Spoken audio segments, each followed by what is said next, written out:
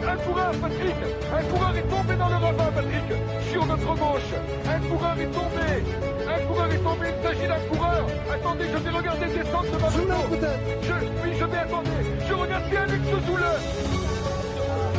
Avec l'attaque d'Antischleck, là, c'est Nibali le premier à sauter dans sa roue. Franck Schleck est juste derrière. Et Alberto Contador qui vient de partir. Lance Armstrong est lâché.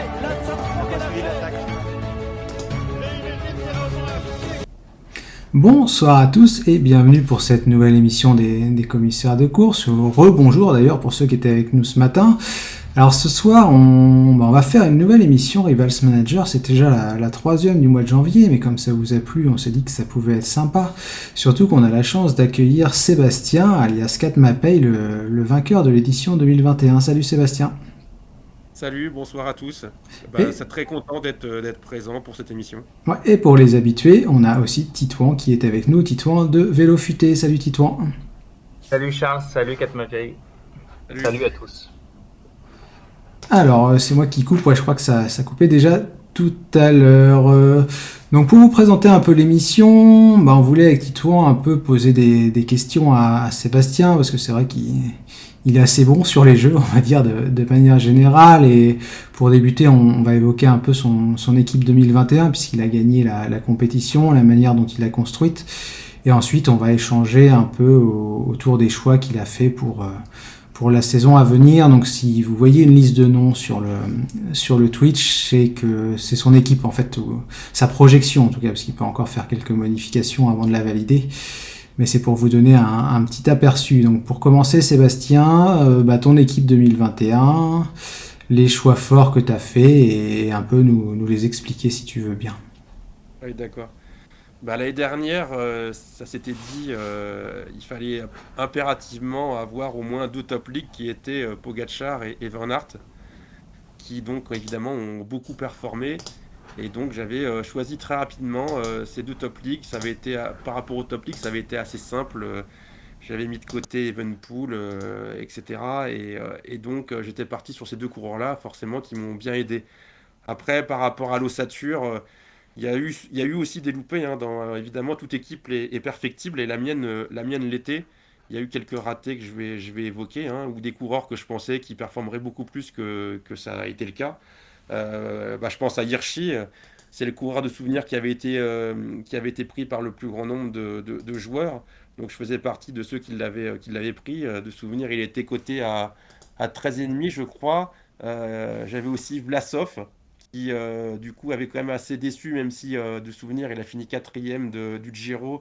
Il a quand même eu, il a quand même, enfin, il a une cote de 13,5 et quand on compare à cette année, on voit il a une décote je crois qu'il est à 11,5 cette année. Par contre, dans les coureurs positifs, il y avait Almeida qui a explosé, mais pour moi, on pouvait l'attendre vu son année précédente. Il y a Cosnefroy. Alors, rappelez-vous, il y a un an, Cosnefroy, on se disait, il avait ses difficultés au niveau du genou. Est-ce qu'il fallait le prendre? Est-ce qu'il fallait pas le prendre? Beaucoup l'ont mis de côté. Moi, j'ai été parti sur le fait de le conserver et ça m'a été assez utile en fin d'année. Dans les coureurs qui ont bien performé, j'avais Philipsen aussi. J'avais longtemps hésité avec Pedersen, mais Pedersen, j'en reparlerai également pour cette année. Il a toujours ce côté un peu irrégulier et au final, Philipsen a beaucoup performé en fin d'année. Il a fait des bonnes courses, enfin il a fait des bonnes places au Tour de France, même s'il gagne pas d'étape, mais il a gagné beaucoup de courses en fin d'année et donc il m'a été utile également dans la victoire. Il y a des coureurs par contre, oui, alors il y a toutes les petites cotes l'année dernière qui me semblaient assez faciles. Et justement, c'était quoi tes choix payants, Sébastien, à Mes 3 choix francs, à payants, 3,5? c'est à part les top leagues, c'est en fait tous les coureurs qui pouvaient être cotés, enfin pas tous les coureurs, mais une bonne partie qui étaient cotés à 4, 3,5, voire 3. Dans les gros, il y avait Philipsen, il y avait Almeida, mais il y en a toute une série. Alors je peux en parler. Il y avait Hayter évidemment, qui était coté à 4, quoi, et puis qui a fait une renta qui était assez énorme. Il y avait O'Connor, il y avait Pidcock, il y avait Bisseguer, Champoussin, même Dainese. De souvenirs, il y avait Vermersch aussi, forcément, qui m'a été utile avec Paris-Roubaix. Il y avait Foss, il y avait Meus. Et puis je mettrais dedans, même si il a fait qu'un bon début de saison, et puis après on l'a vite perdu de vue, c'était Stewart. Ouais, c'est Et vrai. ces coureurs-là, tous ces coureurs-là, forcément, ils m'ont été grandement utiles. Et puis, il faut savoir qu'en cours de route, très rapidement, j'ai fait un transfert. Alors, j'ai fait 2 transferts dans l'année. Il y en a un qui a été très payant, c'était Vingegaard. Hmm. J'ai pris longtemps avant le Tour de France et qui donc j'avais Ekoff qui était à 4 et j'avais de souvenirs remplacé par Vingegaard. Puis il y en a un autre qui aurait peut-être pu me coûter la victoire, ou en tout cas où j'ai eu très peur parce que, ou en tout cas ça m'aurait permis d'être beaucoup plus sécurisé en fin d'année. Le deuxième, c'était après les classiques. J'aurais même pu le prendre avant parce qu'il a fait des très bonnes classiques. C'est Gaudu. J'avais hésité. J'avais Lampart en fait et Lampart après, il était prévu que je le transfère. Je l'ai transféré, mais j'ai hésité entre Gaudu et Kelderman. Et de souvenir, je me pose encore la question pourquoi avoir pris Kelderman alors Kelderman a fait un bon tour. Mais il a eu des problèmes encore de chute, comme très souvent. Et en fin d'année, et puis quand on regarde le score de Gaudu, il a rapporté beaucoup plus de points que Kelderman. Donc voilà, tous ces coureurs-là, forcément, m'ont bien aidé. Après, bah, comme je l'expliquais, l'équipe était perfectible parce que dans le lot, j'avais Hirschi qui a pas du tout, enfin, qui n'était pas à son niveau. Et puis qui a commencé qu'à partir du mois fin mars. Et puis j'en avais d'autres, hein. J'avais Garcia Cortina qui a pas performé comme je l'aurais pensé. Il y a Baggioli qui a eu des problèmes, enfin une chute au trophée La Gaglia de souvenir, et puis qui fait que bah, toute sa saison a été compromise, même s'il est revenu à la Vuelta. Qui sait que j'avais d'autres aussi voilà, Terrada, évidemment, je fais partie de ceux qui Terrada, ouais, l'avaient le pris. gros Donc, fail. voilà. Titouan, tu l'avais aussi, je Voilà. crois, non? Big fail, Terrada. Ouais. Oh là là. D'ailleurs, t'hésites pas, Puis l'équipe, Titouan, si tu veux poser des questions à Sébastien, Ouais, vas-y. Hein, en fait, j'ai suivi pas mal. Il a eu, enfin, son équipe l'année dernière. D'ailleurs, je me suis pas mal aspiré. J'ai construit mon équipe d'une manière différente de l'année dernière par rapport justement au premier. Et là, donc dans ta liste, en fait, de ce que je vois, ça me conforte sur les changements qu'on a fait avec Romain et Quentin. Je vois que tu as très peu de petits et ton équipe, elle est plutôt finalement équilibrée. Ça, c'est vraiment une technique que tu avais déjà l'année dernière et qui t'a permis de gagner, non, d'avoir pas trop de cotes à 3 notamment. bah, ça, je vais pas parler des autres années d'avant, mais moi, je pense que c'est quand même, enfin, ça dépend après des cotations et suivant les années, j'ai des fois forcément où j'ai eu parfois pris beaucoup de top league avant quand je vais pas revenir à 5 6 ans en arrière, mais comment dire, les règles étaient différentes et j'étais plus à prendre beaucoup de coureurs et donc de top league et donc forcément ça avait un impact avec beaucoup de 3. L'année dernière, j'avais quand même 2 top league. J'avais par contre très peu de cotes intermédiaires quand je regarde encore aujourd'hui. Et j'avais beaucoup, en tout cas plus l'année dernière que pour le moment cette année pour la projection. J'avais beaucoup plus de coureurs cotés. Mais parce que quand à la lecture de la cotation de l'année dernière, je trouvais qu'il y avait beaucoup de jeunes et qui allaient forcément exploser rapidement. Et c'était le cas. Il y avait beaucoup de 4, de 3,5, voire de 3 qui sortaient du lot et qui me faisaient dire que ça allait fonctionner, même si dans le lot, il y en a certains, parmi les 3, quand je regarde mon équipe, il n'y a pas que Terrada qui était pas génial l'année dernière. Il y avait Leknesund, Jorgensen, bon, il était pas mal, mais lui, il n'a pas. Decker l'année dernière, je ne sais plus combien de points il fait, mais en tout cas, cette année, il reste à Pas 3. Donc beaucoup, pas voilà. beaucoup. Voilà. Et puis j'en ai un autre qui, par contre, n'était pas dans les 3, mais aussi qui n'a pas fait une bonne année, c'était Higuita, que j'aurais cru bien plus fort. Et puis dans Et les alors, petits comment aussi. t'as fait pour gagner avec tant d'échecs? Il y a des coureurs qui ont cartonné, c'est pour ça. Ouais, mais c'est que l'équipe était perfectible, mais comme toujours, habituellement, alors c'était pas le cas cette année, je crois, mais sur le forum, on en parlait, je sais plus qui fait ça. Il y a l'équipe type qui sort en fin d'année, je crois que c'était pas le cas par contre cette année, avec les choix, Oui, c'est vrai, tiens, j'ai mais pas elle vu était cette année. Ouais. perfectible, hein. Elle était Ok. perfectible largement, oui. Mais je Ouais, fais quand ouais, mais même de toute façon, c'est 1500 points. impossible. C'est impossible d'avoir l'équipe parfaite, je Mm. suppose. Enfin, il Bah faut oui, vraiment avoir une chance incroyable. Au-delà du flair, il y a une part de chance, forcément. oui, oui, oui, évidemment. Tiens, d'ailleurs, tu parlais d'équilibre tout à l'heure, Sébastien, ça me permet une transition parfaite vers ton équipe de cette année, parce que sans trahir de secret, on évoquait un peu la cotation au moment de préparer l'émission. Et tu me disais que cette année, quand tu avais vu les codes sortis, tu allais peut-être changer de stratégie, parce que d'habitude, enfin justement, tu pointais ce qu'avait dit Titouan avec raison sur les sprinters, mais tu disais que cette année, vu la cotation, tu allais peut-être plus prendre d'hommes rapides que les années précédentes, c'est bien ça?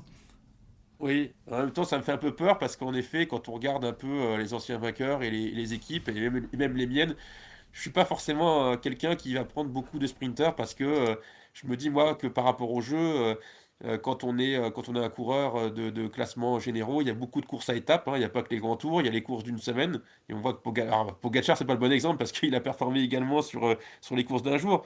Mais il y a quand même de quoi performer entre les grands tours, les épreuves d'une semaine, et puis bah c'est ce que je vais dire là, c'est un peu les vérités de la palisse, mais ben, un sprinter, en général, il va pas trop scorer sur les classiques, sauf certaines, et encore. Peut-être Milan-San Remo pour certains, et encore, c'est pas dit.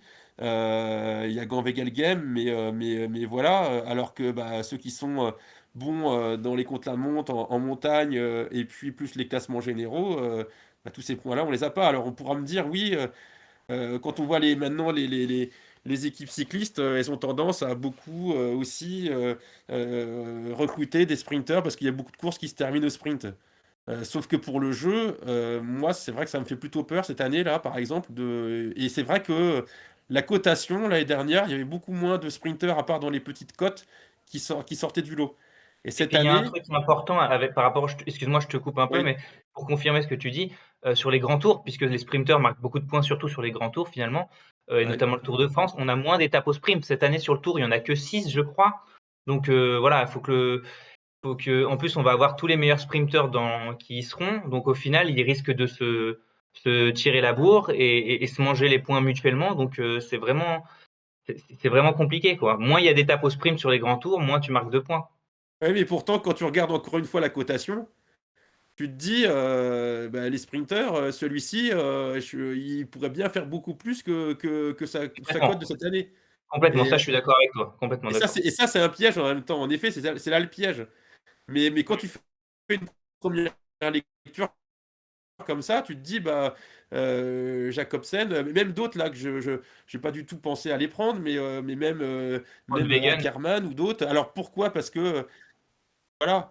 Pourquoi? Parce qu'il y en a qui ont été mis sous le carreau, on connaît les raisons, hein, pour certains, soit des chutes, soit des problèmes avec leurs équipes, etc.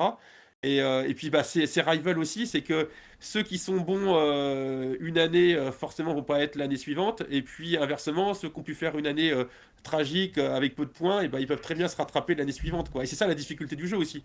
Mais C'est pour que même finir s'il sur faut les avoir des sprinters, coureurs qui soient Sébastien, équilibrés, s'il y en avait un qui était vraiment immanquable pour toi, enfin dans ton équipe, tu en as bah, pris plusieurs, hein, mais je veux je dire vais pas pas dans être les petites cotes, hein, original. mais dans les cotes intermédiaires un peu, hein. Bah, je pense que je vais pas être original et je pense qu'il sera pris par beaucoup, c'est Jacobsen. Ouais, c'est Parce ton que, avis aussi, Titouan, du coup, sur Jacobsen. Au début, t'étais pas trop chaud, mais je crois que Bah, t'as changé d'avis. Non, je sais plus. Ou je dis une alors bêtise peut-être. Jacobsen, en fait, j'ai longuement hésité euh, à le prendre suite à la. En fait, j'ai viré, comment il s'appelle? Il y avait un coureur qui était à 10,5. J'avais un autre coureur à 10,5 qui s'est blessé. Ah oui, c'est Hirschi qu'on a appris Hirschi, blessé. ouais. Donc voilà, j'ai hésité à remplacer Hirschi par Jacobsen. J'ai finalement pris Cosnefroy en concertation avec mes deux collègues Romain et Quentin. Donc non, Jacobsen, pour moi, c'est quand même un bon plan, une bonne tentative à tenter. Mais moi, pour moi, le plus sécuritaire, ce serait Caleb Evan ou même Olaf Koij, qui coûte pas cher et qui risque de scorer vu qu'il est devenu le sprinter plus ou moins numéro un derrière Van Aert euh, chez, euh, chez Jumbo-Visma. Justement, tu cites Olaf Koy, Titouan. Bah, Sébastien, ça me permet de rebondir. Je vois que tu as pas mal de jeunes pépites dans ton équipe, même avant que la cotation sorte, parce que quand on est habitué au jeu comme toi, on sait à peu près à quelle valeur ils vont sortir, enfin à 1 ou 0,5 points près. Quels étaient les premiers noms que tu avais cochés dans les toutes petites cotes, disons de 3 à 5, quoi, grosso modo? Il en fait partie. Il faut regarder aussi les résultats forcément de l'année précédente. Et oui, il en fait partie. Après le jeu, enfin, ce qu'il faut prendre aussi pour en revenir dans les généralités, que ce soit pour les sprinters comme pour les autres, c'est l'environnement dans l'équipe. c'est pas que ça, c'est aussi le calendrier. On en parlera peut-être pour certains, mais est-ce qu'il va y avoir plus de place dans l'équipe parce qu'il y a eu certains départs, ce qui est le cas au niveau de Jumbo. Après, donc lui, oui, il est qu'à 4,5 lui, donc forcément, on peut se dire qu'il va faire une bonne année. Et je pense que ce sera le sprinter le plus pris, on vérifiera la semaine prochaine, mais ça sera certainement lui qui sera le plus pris. Après, si on parle d'Ewan, bon, pour le moment, je l'ai là dans la liste, mais il fait partie des choix là qui pourraient tout à fait changer d'ici le début de semaine prochaine pour plusieurs raisons. On en parlait tout Ouais. à l'heure. Tiens, j'ai une question Euh, pour toi sur le chat d'ailleurs, ouais, Sébastien. C'est Polska qui nous la pose. Elle est intéressante parce qu'on en a parlé avec Titouan ouais. justement de cet aspect-là. Alors, il te demande, petite question à Katma Pay, est-ce que quand tu fais ton équipe, tu mets d'un côté Pogacar qui vaut ses 36 points et de l'autre, dans la balance, tu choisis trois coureurs par exemple dont la cote est équivalente, c'est-à-dire par exemple un à 20, un à 12 et un à 4 et tu dis lequel combo va être le meilleur. Ça m'arrive de le faire, ça. Alors, pas forcément par rapport à Pogacar, même si on peut faire l'exercice aussi, mais là, je le fais en ce moment. Je l'ai fait, oui. C'est-à-dire que je regarde le coureur isolé. En question, ça pourrait être donc Pogacar, le nombre de points, et puis j'essaye de voir deux trois coureurs qui correspondraient au nombre de points de Pogacar ou d'un autre, et j'essaye de voir est-ce que ça me rapporterait plus de points avec un seul coureur ou avec les trois coureurs réunis. Donc ça, oui, ça fait partie aussi des choses à voir. Hein. Ça fait partie des critères, oui, qui en effet, ça a pu me servir aussi. Mais bon, Nous, on l'a fait justement, ce raisonnement-là, parce qu'on a enlevé Pedersen. Je sais pas si tu te rappelles, Charles, on Ouais, l'avait, tu Pedersen. m'avais dit, ouais. Et on l'a supprimé justement en faisant une petite gymnastique et en récupérant Bisseger et Kamna. Voilà, la cote, elle et fait voilà. 10. Il y a 9, il y avait 8,5, mais en gros, je suis allé choper un 1,5 autre part parce que j'ai enlevé Van Der Poel blessé. Mais voilà, c'est justement le raisonnement qu'on a eu. On s'est dit Bisseger et Kamna risquaient de plus marquer de points que Pedersen tout seul. Donc Oui. franchement, c'est le raisonnement, je doute que beaucoup ont pour calculer tout ça. Et c'est vrai que Pogacar, on peut se dire aussi qu'à 36, vaut mieux prendre trois mecs et équilibrer les risques que de prendre 36 sur un gars qui peut tomber et te faire tout perdre, quoi.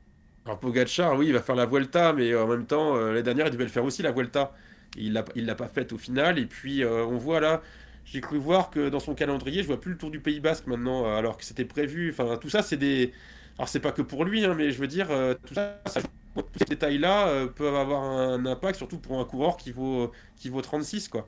Et Bah, en en plus, effet, bah, ouais, Pays Basque, ils risquent de faire, mais en fait, le problème, c'est qu'il y a cette année, il y a l'Amstel le lendemain. Donc, tous ceux qui font le Pays de Basque, je vois pas comment ils peuvent faire l'Amstel. Par exemple, à la Philippe, il y a soi-disant les deux sur son calendrier, mais ça me paraît assez improbable de faire un transfert comme ça en un jour non, pour rejoindre Mais les Pays-Bas. Pogacar à l'Amstel, je croyais qu'il y était pas. Puis enfin, moi, Ah, je je le sais verrais pas. pas à l'Amstel. Je le verrais pas à l'Amstel, lui, mais bon. Après, Pogacar, bon, je me rappelle de vos émissions précédentes, et puis c'est une question aussi qui peut être posée. Ton équipe, tu le fais avec le cœur, tu le fais avec la raison. Par le passé, j'avais tendance plutôt à le faire avec le cœur que la raison, et ça peut aussi expliquer le résultat. Mais Pogacar fait partie des coureurs un peu fétiches, et pas que d'aujourd'hui, hein, dès le départ, parce que bah, ce qu'on avait pu entrevoir, c'est c'était quand même un sacré moteur, qu'il était très polyvalent, Et et son sans. calendrier est très intéressant.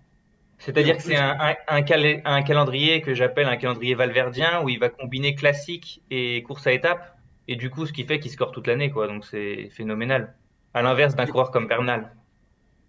Oui, ça c'est clair. Ça c'est clair, c'est incontestable. Tiens, Titouan, il C'est parle incon- de Bernal, justement, Sébastien, et bah, je pense à une question tout d'un coup. Est-ce que parmi les coureurs de Top League, et hors du cas Van Der Poel, parce qu'il est blessé pour une durée indéterminée, est-ce qu'il y a des mecs où d'entrée tu t'es dit non, c'est pas possible, ils sont trop chers ou ils seront jamais rentables? Oui, il y en a, mais pas, enfin, il y en a pas tant que ça bizarrement, par rapport à la Top League, parce que même Pogacar, enfin, vous en avez parlé dans des émissions précédentes, il sera pas aussi rentable évidemment que l'année dernière, c'est impossible, mais il peut quand même être rentable. Et même Van Aert, que d'ailleurs, parce que Van Aert va avoir une équipe beaucoup plus forte. Donc Van Aert, ce qu'on peut lui reprocher, c'est que par le passé, des fois, il attaquait de loin, il était au four et au moulin, et cette année, l'objectif dans son équipe, c'est qu'il puisse faire bosser un peu plus son équipe, qu'il soit moins isolé et qu'il puisse, entre guillemets, n'avoir plus qu'à sprinter à la fin. Je caricature un peu, mais c'est un peu l'idée. Donc si c'était le cas, ça voudrait dire qu'il pourrait peut-être beaucoup plus performer et donc même lui aussi être rentable. Mais la rentabilité ce serait pas énorme, et en tout cas évidemment pas identique à l'année dernière. Mais ça c'est logique. Alors après, dans ceux que j'ai enlevé rapidement. Ça peut peut-être surprendre quelques-uns, mais c'est à la Philippe. J'ai pas pensé à le prendre du tout. Ouais, nous aussi, hein, Ouais, comme toi. pareil. Voilà, il y en a d'autres comme Yates, Adam Yates, c'est un très bon coureur, mais il court très peu quand même. Donc pour moi, voilà. Il y en a d'autres. Roglic, qu'est-ce que t'en pensais, Roglic? Roglic, le problème c'est qu'il court assez peu, qu'il tombe quand même pas mal, et quand on regarde un peu les points, il est très régulier, il fait à peu près le même nombre de points, mais il augmente pas chaque année. Donc il peut être, enfin il peut, comment dire, récupérer sa cote, mais par contre pour performer beaucoup plus, je le vois pas majorer et apporter un très très grand nombre de points pour être vraiment dans les tout premiers, quoi. D'autant plus qu'il Alors, le avance truc, en c'est âge, qu'il y a quand même, Roglic. il y a quand même Roglic, l'année dernière, il abandonne le Tour Et et certes, Paris-Nice. Et Paris-Nice, t'imagines si les deux, il les finit, même s'il gagne pas, s'il fait troisième ou cinquième du Tour, et qu'il fait la victoire qui lui tendait les bras sur Paris-Nice, il aurait un nombre de points incroyable, et là, il serait hyper rentable. Donc finalement, à mais en l'inverse même d'un temps. Pogačar, un Roglic, je le trouve plus intéressant Oui, potentiellement. en même temps, si Roglic gagne le Tour de France, est-ce qu'il fait la Vuelta après? Alors après, tu me Ouais, diras, il je a gagné pense, 3 fois, donc il voudrait la gagner une quatrième fois. Ouais, je Puis il puis, n'y pense a pas ouais, les hein, Jeux Olympiques aussi, où il a gagné le contre-la-montre. c'est Bon, vrai. voilà, tout ça, ça se discute, hein. c'est vrai que Mm. c'est Et pas alors moi, j'ai évident. Ouais. une question Vas-y, dis-moi, sur pardon. Mozzato, ton choix de Mozzato. C'est C'est plus pas. dans la top league, mais est-ce que tu crois en lui? Est-ce que tu, comme Jérôme Pinault, Tu tu le penses vois qu'il est beaucoup meilleur plus que fort que Coca? Brian Cocard? Eh ben, je sais très bien qu'il a dit ça, mais il est sérieux en plus quand il le dit, hein.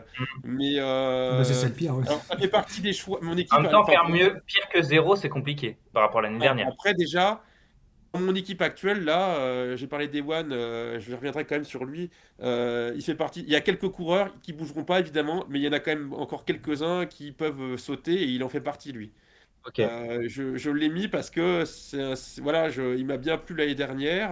Il était quand même assez régulier. Après, par contre, c'est vrai que il peut peut-être confirmer sa cote, mais de là à exploser et puis de passer à 7,5 ou 8 points l'année prochaine. Bon, ça peut pas. Donc, voilà. Donc, je pense qu'il peut faire mieux, c'est vrai, mais est-ce qu'il va pouvoir vraiment exploser alors, par exemple, est-ce qu'il pourrait nous faire. Alors, il est plus haut que Jordi Meus, mais est-ce qu'il pourrait pas passer à la cote de Jordi Meus l'année prochaine? C'est-à-dire que l'année Faire une prochaine, Van il aurait Poppel pu. un peu, peut-être. Van Ou Poppel alors qui, mieux, l'année parce que Van dernière, a Poppel, il fait complètement encore mieux. explosé. Oui, mais peut-être, mais bon, voilà, lui il fait partie des coureurs qui peuvent évoluer parce que peut-être le placer maintenant, mais par rapport déjà à hier, il y a un coureur qui est parti C'est qui? et qui a un impact et qui m'a permis d'aller sur des plus de 5,5, c'est Dumoulin. Il était dans mon équipe et d'ailleurs je partageais ça avec toi parce que tu l'as évoqué la dernière Ouais. fois, Titouan.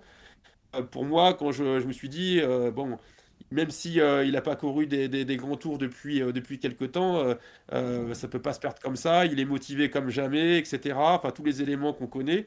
Quand je regarde son calendrier, j'ai peur un peu parce que il recommence un peu comme dans ces vieux travers où il court quand même très peu. Alors je sais que chez Jumbo ils sont comme ça parce qu'ils ont beaucoup de coureurs, etc. Mais à l'Amstel, qu'est-ce qu'il va faire à l'Amstel? Qu'est-ce qu'il va rapporter comme point? Je crois qu'il fait le Tour de Catalogne. Qu'est-ce qu'il va pouvoir? Voilà, c'est peut-être pas forcément adapté comme course pour lui, même s'il y a un contre-la-montre de souvenirs. En fait, tout serait misé sur le Tour d'Italie. Le Tour d'Italie, il peut très Il y a bien quand même, performer parce qu'il n'y a pas tous les meilleurs, mais enfin, il y a quand même des bons coureurs. Mais voilà, c'est quand même très montagneux aussi, hein, et on a vu que par le passé, il se défend bien, mais qu'il peut aussi avoir des loupés. Et donc, tout miser enfin, tout serait lié en fait au point et à ses résultats ou de Giro. Ouais, alors, je vais Ça, juste ça faire va. une petite parenthèse, Sébastien, avant d'aller sur la suite, parce que je vois que l'heure avance. Je me suis pas rendu compte, et j'en suis absolument désolé pour Cofidis 1997 qui met ce message. Il comprend pas le jeu. Je pensais qu'il y avait vraiment que des habitués sur le live, et du coup, je m'excuse on n'a pas présenté le jeu. Alors, bah, Sébastien, je te redonne la main. Est-ce que tu peux nous dire en 30 secondes ce qu'est Rival Manager pour ceux qui ne suivraient pas? C'est une équipe à composer avec. Alors, tu serais mieux placé que moi pour pouvoir l'expliquer parce que tu le connais depuis plus longtemps que moi, je pense forcément. Mais voilà, on a des codes de coureurs qui sont liés aux résultats des années précédentes et l'objectif, c'est dans un nombre de points qui est de 125, de pouvoir avoir 30 coureurs. Si possible, des coureurs de tout calibre, de toute spécialité, parce qu'on ne peut pas prendre que des sprinteurs ou des grimpeurs et ainsi de suite et de pouvoir rentabiliser au maximum, c'est-à-dire de se dire on part avec des coureurs qui sont à telle cote, l'objectif c'est que non seulement ils puissent rapporter la même cote, voire beaucoup plus.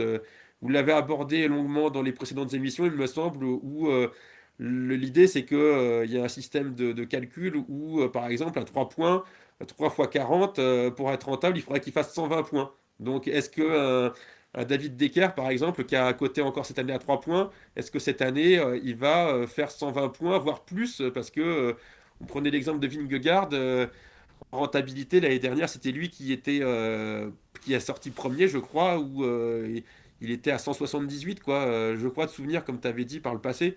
Donc l'objectif, ça serait ça. Et en sachant que quand on regarde dans la cotation, il y a peut-être 900 coureurs. Et quand on regarde les résultats de l'année dernière, il y en a peut-être une Ouais, une centaine centaine, je crois, à peu près, ouais. voilà, qui ont été rentables. Alors, on a vu mon équipe de l'année dernière, j'ai pas les 33 coureurs qui étaient tous rentables. J'en ai une bonne partie, mais j'avais aussi des loupés et des coureurs qui, cette année, bah, Vlasov, Higuita, ils ont une cotation qui est inférieure à celle de l'année dernière. Et pourquoi? Parce qu'ils ont fait une moins bonne saison. Tout à Ce fait. qu'il faut, c'est essayer de deviner par rapport au calendrier, par rapport aux évolutions des équipes, quel coureur et chaque coureur est dans une équipe équilibrée pour pouvoir avoir le meilleur résultat possible, Ouais. quoi. Tiens, j'ai Voilà une un peu question sur résumé. le live, je vais la poser à Titouan parce qu'elle est intéressante et on en parlait un peu de l'idée de cette idée de faire mieux que l'année précédente, notamment pour les jeunes pépites qui augmentent en valeur. C'est G8 Vélo, Titouan, qui nous demande en gros comment Asgreen, qui gagne le Ronde et le E3, comment Pidcock, qui fait déjà des gros résultats, comment ces deux coureurs peuvent faire mieux selon toi que l'an passé. Alors, moi, il faut savoir que c'est deux coureurs qu'on a pris aussi avec Vélo Futé, Pidcock et Asgreen. Je sais pas si Sébastien a le même raisonnement que nous, mais Asgreen, si on l'a pris, c'est avant tout pour qu'il score un maximum sur les Flandriennes, là où certains coureurs qu'on aurait pu prendre comme Enric Mas ne le feront pas. Et l'objectif qu'on a, c'est d'en fait transférer Asgreen, si tout se passe bien pour les autres, transférer Asgreen après Paris-Roubaix pour récupérer Enric Mas pour les grands tours. Donc voilà, Asgreen, est-ce qu'il fera mieux que l'an prochain? Pas sûr, mais la combinaison dans une saison grâce au transfert de Asgreen plus Mas, oui. Voilà, donc c'est Confirme. Ouais. Ton avis, Je Sébastien, du confirme. coup, sur ce combo? Confirme, et j'ai le même raisonnement, la même analyse. Si je reste sur Asgreen, c'est pour qu'il puisse partir et le remplacer par Enric Mas, et c'est pour ça que je prendrai un 14. Si par contre je prends pas Eric Mas, je vois pas quel autre coureur au-dessus, puisque faut prendre pour un transfert, faut prendre quelqu'un qui est coté en dessous. À part Asgreen, c'est vrai que ça correspond en tout point. Après, moi j'ai une autre hypothèse qui serait sinon de pas prendre Asgreen et puis de prendre Sénéchal. Mais le problème c'est que je pourrais pas prendre après Mas. Donc même si je Sénéchal, préfère c'est notre aussi. deuxième transfert justement. Sénéchal pour prendre Quintana ou Pinot si Pinot est en Ouais. forme. Parce que vous avez pris les deux, vous avez pris Asgreen et Sénéchal dans la même équipe. Ouais, ouais. Oui, Ouais, oui, parce ce qui qu'on peut être on intéressant les, aussi, oui. Tiens, on on les parle de voit Dequelin, fort. que je vois un coureur qui est dans nos trois équipes, les gars. C'est Remco Evenepoel, 20 points forcément côté moins haut parce qu'il a pas fait une saison complète. Est-ce que c'est vraiment la grosse affaire Remco Evenepoel? Et je sais que ça intéresse pas mal de monde parce qu'il a beaucoup de fans. La question qui est assez simple, et c'est pour ça que je voulais en revenir aussi tout à l'heure à Dumoulin, donc je vais faire un peu les deux. Mais Evenpool ou Dumoulin, leur cote a été déterminée selon notamment leur année précédente. Evenpool est à 20 sans faire de grand tour. en faisant le Giro, mais on savait qu'il allait le rater. De toute façon, c'était une évidence. Parce qu'il n'était pas assez préparé. Il a fait qu'une moitié de saison globalement en fait, et il est arrivé à bon point. Donc finalement, c'est assez exceptionnel. Donc en faisant une saison complète, on voit pas comment il pourrait pas faire mieux. Et dans le même raisonnement, Dumoulin l'année dernière, il arrive à une cote d'environ 5,5, je crois, en termes de points, en ayant fait uniquement le Benelux Tour, les JO deuxième, son championnat national et le Tour de Suisse. Donc on se dit que logiquement, le 7,5 devrait être largement rentable et que le 20 de Evenepoel devrait être largement rentable. Et je pense que Sébastien il a le même raisonnement et que tout le monde a le même raisonnement. Evenepoel à 20, c'est un cadeau parce que ça pourrait être un 30 dès l'année prochaine. Et pour Evenepoel, oui, et puis peut-être aussi pour Dumoulin, qui j'ai encore en tête, mais c'est son calendrier, moi, qui me fait peur à Dumoulin. Alors, il y a le Giro. En fait, tout va se jouer au Giro pour lui. Bah, pas Parce que, forcément. Quand tu regardes l'année dernière, il fait 5,5 juste avec Benelux, contre-la-montre des Jeux Olympiques et Tour de Suisse. Franchement, honnêtement, je regarde son calendrier. L'UAE Tour, il va finir dans le top 10 probablement, surtout qu'il y a un chrono. Le Tour de Catalogne, je ne sais pas s'il y a un chrono. Et c'est vrai que la concurrence est souvent forte, donc pas sûr, mais bon, il risque peut-être de marquer des points quand même. Et ensuite, le Tour d'Italie, s'il est en forme, il va en marquer. Et ensuite, là, on n'a que la première partie de son calendrier jusqu'en juillet. Mais moi, je serais prêt à parier qu'il va faire le Tour d'Espagne. Si Roglic fait un bon Tour de France, il pourrait très bien ne pas faire le Tour d'Espagne. Et Dumoulin pourrait être Tu me mets le doute une sur roue de Dumoulin, secours. du coup, Titouan. C'est con, j'ai déjà validé mon équipe, mais ton moi, je l'avais déjà argumentaire le me doute, plaît. je l'avais déjà, donc, ouais, oui, Puis tu vois, après le Tour d'Italie, s'il est en forme, il y en a qui enchaînent parfois avec le Tour de Suisse ou de ce genre, ou qui peuvent aller sur le Tour de Pologne ou voilà, des courses comme ça. Et finalement, en fait, et puis plus le championnat du monde du contre-la-montre, où il a largement le top 5 dans les pattes. Donc, le donc Tour finalement, d'Italie est très montagneux. comment? Le Tour d'Italie est encore plus montagneux Ouais, mais que les Dumoulin, autres. c'est un excellent grimpeur. On parle toujours de ses qualités de rouleur, mais Dumoulin, il est sec, hein. Il est sec, c'est pareil. On parle toujours de Froome en se disant toujours à l'époque, on se disait Froome, il est fort en contre-la-montre, du coup, ça va être un avantage. Mais Alberto Contador a gagné bien plus de contre-la-montre que Froome, et Froome a gagné bien plus d'étapes de montagne sur le Tour de France qu'Alberto Contador. Donc, c'est pas parce qu'il a le profil grimpeur-rouleur qu'il grimpe moins bien qu'un grimpeur pur. Oui, oui, non, il grimpe très bien, ça Ah c'est bah clair. ouais. Après, c'est toujours l'inconnu. Alors, je C'est une parlais, inconnue, voilà, je suis d'accord avec toi sur son niveau réel, c'est un peu une inconnue, ça. mais à 7,5, Est-ce que la tête je va ne vois suivre? Tiens, pas nous comment il demande peut pas Polska. au moins rentabiliser sa cote. Titouan, Polska nous demande est-ce que la tête va suivre? C'est surtout ça. C'est la L'air réflexion. motivé quand même. Quand on regarde les déclarations actuellement, ça, je pense qu'il a l'air reparti. Mais après, Ouais. Tiens, il y a une question aussi. Alors, je sais pas si tu veux la prendre, Sébastien. C'est Cofidis97 qui doit, je pense, être fan de Guillaume Martin. Logiquement, il nous demande pourquoi Guillaume Martin n'est pas dans ta team. Je sais pas combien il a fait de points l'an passé, mais est-ce que ça t'a effleuré l'esprit ou il fait pas partie du tout des coureurs qui là, étaient ça dans... serait le cœur qui parlerait parce que je l'aime beaucoup, Guillaume Martin. Il y a eu dans d'autres jeux par le passé où il était très adapté parce qu'il est assez régulier en terminant en général 8, 10e. C'est un coureur qui n'a pas abandonné depuis des années des courses, hein. C'est assez Fiable, incroyable. un coureur fiable. Voilà. Par contre, après, dans les étapes, il va peut-être finir 8, 9e et c'est pas le plus grand nombre de points. Il va finir peut-être au classement général 9, 10e, etc. Il est à 12, je crois, là, pour qu'il puisse passer à 14-15 de rentabilité. C'est quand même compliqué, même s'il va faire le Giro et que je pense qu'il fera une bonne course, hein, parce qu'en effet, il est fiable. Il est très régulier et c'est Il y quand a même moins des de coureurs. chrono, donc du coup, Et pour autant, je pense pas qu'il pourra exploser sa cote, mais par contre, oui, j'adore ce coureur. Dit en passant. Tiens, Titouan avait parlé, je regarde ta liste en même temps, Sébastien, et Titouan en avait parlé, donc du coup ça m'interpelle aussi un peu, parce que j'ai du mal à y croire. Lennart Kamna, je vois qu'il fait partie de vos deux équipes. Enfin, Titouan, tu l'as peut-être enlevé ou tu l'as peut-être remis, je sais pas, et mais surtout, je ne sais pas si tu as vu sur notre site, sur Vélo Futé, on a fait une interview j'ai de pas lu, mais j'ai Lennart. vu que tu avais fait un truc. Enfin, j'ai vu le tweet. En fait, on a eu la chance d'interviewer Lennart Kamna, justement. C'est C'était chouette juste ça, pour bravo. rigoler. Non, non, mais on a eu la chance, on a une très bonne relation avec Bora et on aime beaucoup les coureurs allemands, notamment Romain qui aime beaucoup les coureurs allemands, qui a une très grosse affinité, donc on a eu la chance de l'interviewer. Donc on lui a demandé son état de santé, etc. Et ses déclarations nous ont plutôt rassurés, finalement, notamment son calendrier, la volonté de rouler en France. Romain m'a dit qu'il avait été extrêmement content qu'on pose cette question sur les courses en France. Voilà, il avait l'air très motivé de participer aux deux courses d'un jour françaises, là, la Drôme Ardèche classique, je crois, ou quelque chose dans le genre. Je sais plus comment elle s'appelle cette course. Les boucles de Il va faire Romardèche, la Faune Ardèche Faune classique. Ardèche et Drôme classique. Voilà, Ouais, j'ai et les mélangé deux. les deux. Voilà, il avait l'air très motivé par ce début de saison. Et puis il avait la volonté de progresser sur le contre-la-montre. Il avait l'air vraiment déterminé. On avait plutôt l'air de comprendre que ses problèmes de motivation et son espèce de burn-out qu'il a vécu étaient plus du passé, un peu à la manière de Dumoulin. Et donc du coup, pour nous, c'était assez intéressant de le tenter, surtout qu'il n'est qu'à 4,5. Donc et ton avis même du avec coup, un bon début de c'est saison, Sébastien, puis je salue Pagli, pardon, qui vient d'arriver sur le chat. Je le salue aussi. Ouais. Et Et du coup, ouais, alors Kamna. pour Kamna, l'année dernière, il a quand même été très pris. Je l'avais pas pris, hein. Mais pour autant, il avait été très pris. Et bon, on sait tous la saison il a fait quoi? Il a fait le Tour de Catalogne où il gagne quand même une étape. Et puis après, il fait le Tour d'Algarve et c'est fini. Il ouais. a eu plein de pépins de santé aussi. Avec un virus, si je sais pas si vous en avez parlé avec lui pour savoir un peu quelles étaient les causes de l'année dernière, mais j'ai lu des choses là-dessus.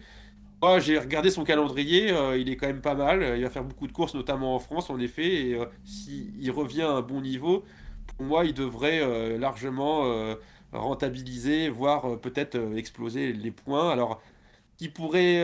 Bora, ils sont beaucoup renforcés, hein. C'est une sacrée équipe, pas que pour les sprints, surtout pour les courses à étapes. Mais il a quand même de la place dans le calendrier. Donc, je pense que ça pourrait être une bonne pioche. Pour répondre à ta question, il nous a dit, et si je vous invite à aller tous à lire l'article si ça vous intéresse, je ne veux pas expliquer les raisons de mon retrait, ça ne serait pas juste, c'est un ensemble de facteurs, je ne veux pas en parler. D'accord. Il me semble Donc, qu'il avait quand même eu un virus. Enfin, il y avait on peut-être a aussi des l'impression quand problèmes. même qu'il y a des raisons externes aussi Et dans aussi. ce genre de déclaration qui font que il a eu des problèmes l'année dernière et voilà et que là il reparle souvent de sa passion et que c'est pour la passion qui roule donc voilà nous on croit en lui. Tiens, on va passer à la suite du coup, parce que je vois vraiment que l'heure tourne, il est déjà 19h40. Polska, Sébastien nous pose une question, et avant de la lancer, parce que j'ai zappé tout à l'heure, je profite du fait que Pagli soit là, il y a plein de jeux sur le forum, donc pour ceux qui ne sont pas encore inscrits, n'hésitez pas à aller vous inscrire, il reste quelques jours, je crois Pagli, tu me dis si je dis une bêtise, mais pour les Secure Rankings, c'est jusqu'au 25, il me semble, la date limite, mais j'imagine que tu vas nous le dire sur le live. Bref, la question de Polska, Sébastien, pourquoi avoir choisi Ewan à 11,5 et pas Groenewegen à 9,5? Luan, je vais l'expliquer tout à l'heure, il fait partie de ceux qui pourraient, entre guillemets, sauter, partir. Pourquoi? Parce que son calendrier, tout le monde disait qu'il allait faire des courses un peu style La Panne, etc. Et il va refaire en effet les grands tours. Les grands tours, comme l'expliquait tout à l'heure Titouan, il y a peut-être moins d'étapes de sprint. Ce qui me fait peur aussi, ce qui pourrait me faire dire qu'il pourrait partir, c'est que le championnat du monde aussi, je sais pas ce que vous en pensez, mais quand on regarde le parcours qui est sorti là dernièrement, et d'ailleurs il a fait des déclarations dessus, il dit je peux être un des seuls sprinteurs, je vais être honnête, le parcours est plus compliqué que je ne le pensais, mais je vais tout faire pour être présent, et s'il y a un sprinter qui doit être présent, ça doit être moi. Pour autant, ça me fait quand même peur.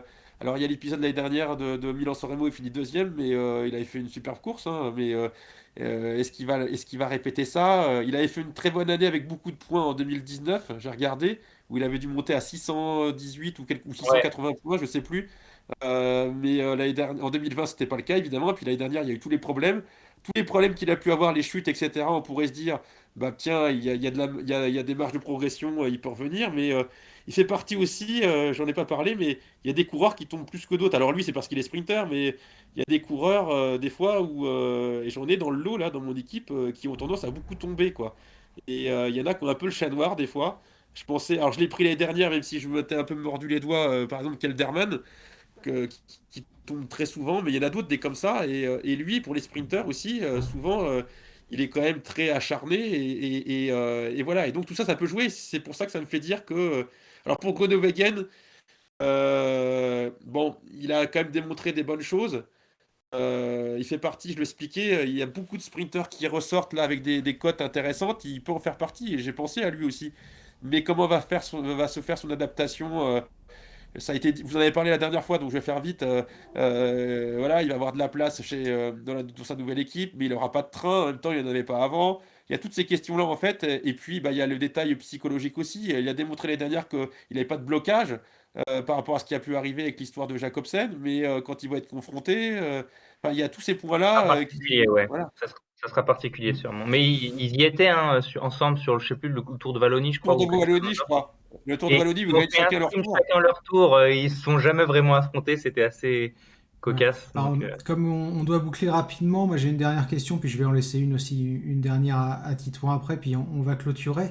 Il y a un dernier truc qui m'a interpellé, enfin qui m'interpelle, c'est un bien grand mot, mais il était aussi dans ma présélection et finalement je l'ai enlevé. Sébastien, c'est connaît. non, Ivan Sosa qui est transféré chez la Movistar. Qu'est-ce qui t'a convaincu du coup chez le grimpeur colombien? Là, j'ai vu qu'il y a la présentation de Movistar. Alors, mon choix était fait un peu avant, mais il est à 4,5 encore. C'est comme un peu Kamna. Il n'a pas beaucoup couru. Voilà, on peut dire, oui, il n'est pas bon sur le plat. Les classements généraux, il va pas les faire. Il va faire les étapes.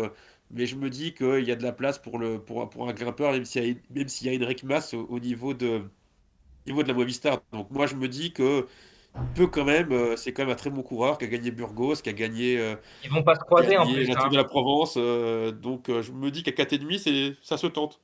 Mas et Sosa, ils vont pas se croiser. En plus, Sosa va avoir une préparation Ça. plutôt pour le Giro. Donc, ils devraient pas se croiser, à part peut-être sur le Tour de Catalogne qui tient à cœur à l'équipe Movistar. Mais sinon, globalement, ils vont avoir un calendrier assez différent. Donc, Sosa, Pour Chicone, bon, il est irrégulier. Il faut des coureurs réguliers, mais je pourrais avoir Bah, il a souvent pas de bol, tu connais aussi. C'est ça, voilà, j'allais y venir. Je peux avoir la même observation que pour Dumoulin. L'année dernière, Ciccone, s'il tombe pas au Tour d'Italie et à la Vuelta, il finissait dans les 10 premiers, voire plus au Giro. Et donc, il rapportait beaucoup plus de points que ce qu'il a pu obtenir. Donc, en effet, après, par contre, il fait partie de ces coureurs qui m'inquiètent toujours et qui ont tendance à beaucoup tomber. Mais voilà, donc c'est pareil, lui pourrait éventuellement bouger, mais potentiellement. Alors, je pense pas forcément qu'il sera beaucoup pris. Alors, c'est pareil, on n'a pas vu ça, mais il faut faire une équipe où on se différencie un peu parce que dans le lot, il y a forcément des coureurs qui vont être beaucoup pris, d'autres moins. Voilà, c'est ce qui me fait un peu peur aussi dans les nouvelles équipes et le fait qu'il y ait beaucoup plus de monde, c'est que toutes les équipes peuvent un peu se ressembler. Mais même Ah, parce si que là faut on pas est passer à quasiment à côté. 1400, je crois. Il me Ouais, mais il y semble. a des cotes qu'on peut pas non plus. Evenpool, on en a parlé. Si on le prend pas, c'est quand même bien risqué. Si on prend pas Pidcock, c'est pareil. Si on prend pas, voilà. Alors après, tout à l'heure, tu parlais de Labora. Vlasov, est-ce qu'il va faire une c'est un meilleure bon saison plan, que je l'année pense, dernière? Vlasov. Non? Oui. Titouan, justement, est-ce que tu as une dernière question, une dernière remarque avant qu'on... Bah non, simplement pour dire que globalement, Remco, Asgreen, Heiser, Pidcock, Cosnefroy, Evan, Egg, on les a tous en commun. Voilà, donc on a quasiment toutes les mêmes grosses cotes.